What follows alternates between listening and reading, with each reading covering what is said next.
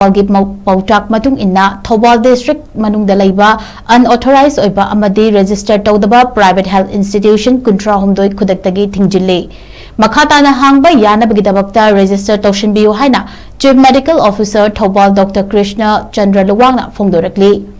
Ngasi Nungthil CMO Thoubal gi office ta Paugi Mifamda Phongdokladuna CMO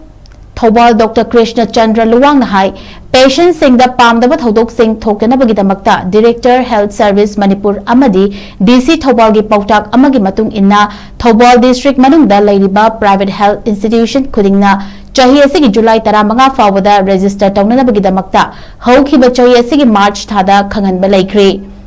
Private Health Institution Khudingna Manipur Nursing Homes and Clinic Registration Act 1992 and Rules 1993 gi Makhada Register Taugadabani Maramasina CMO Office na July 15 dagi Manipur Police ka loinaduna Chathaba Drive ta District asigi Lilong Yairipok Proper Thoubal amadi Wangjing gi akoibada Register Taudana amadi Unauthorized Oina Clinic Hanglamba Private Health Institution Kuntrago Humdoi Masak Khangdoktuna KHUDAKTAGI Thingjinba ngamle Makoi Kuntram do asigi manungda tara maridi na honana register tawre haina chechang puthorakpana makhata na clinic hangba yabagi ayaba pikhre thingjinduna thamliba atai private health institutions sing amadi nauna hangdokningba singnasu Manipur Nursing Homes and Clinic Registration Act 1992 and Rules 1993 gi makhada register tawbina ba appeal tawbaga loinana chathakiba drive aduda Mateng Pangbikiba Praza Section Pumalsu Apenba Phongdokchari Haina CMO Thoubal na Phongdoraki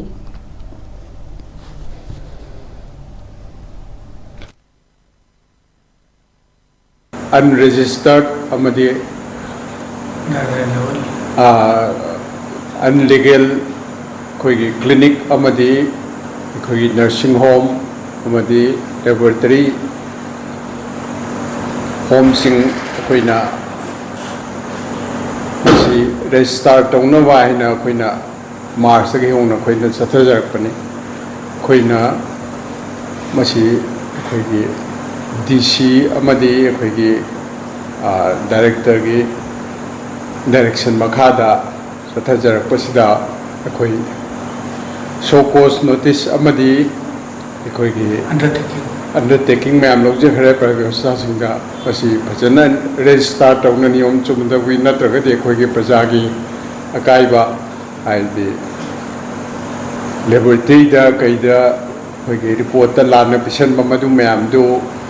कोई control town में दमुक्ता सी कोइना सी था मार्च हादगी सथजरपनी अदुगा कोई last हाइबदी अरोइबोइना Koyna July 15 dagi koina masida phauda restart tawdaba amadi magi pollution fire asina singba koigi kano sing si certificate lawdo sing si close tawba hujare aduna koi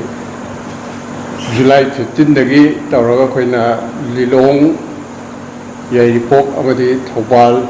amadi koigi Wangjing sing da leiba clinic singbo koi check tawr matungda koi gi this personal sing yauraga koi thingjan jare the thingjan basida koina masing kuntraum doi abadi 33 koi gi nursing home dental clinic na singba singda koina drive to da koi gi magi matik chaba kano